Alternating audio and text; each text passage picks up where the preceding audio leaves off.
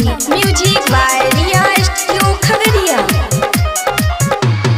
2020 में बाबा एक साल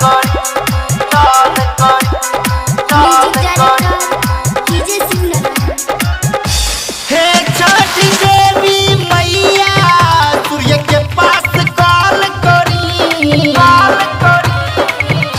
हे छठी देवी मैया सूर्य के पास कॉल करी कि 2020 में बाबा एक साल करी कि 2020 में बाबा एक साल करी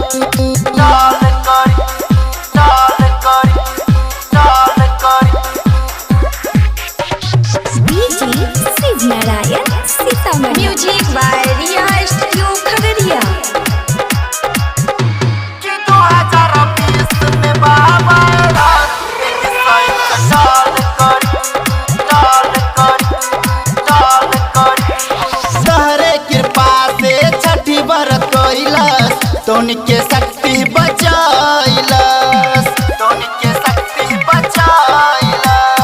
तहरे कृपा से छठी बरत कइलस तोनी के शक्ति बचाइलस बिना कसूर के लगवा मिट्टी में मिल ध्यान धरी बिना कसूर के लगवा मिट्टी में मिल ध्यान धरी कि 2020 में बाबा एक साल करी कि 2020 में बाबा एक साल करी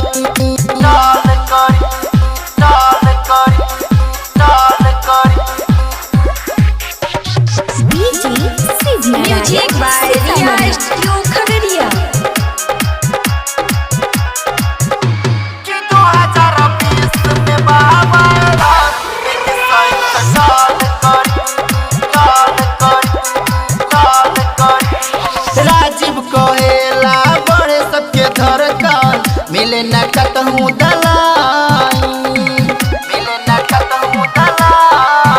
सारा दुनिया में बाई है वायरस के प्रकोप कैसे सृष्टि बच पाई करी तो से विनती मैया कुछहु पलान करी करी तो से विनती मैया कुछहु पलान करी कि 2020 में बाबा एक साल करी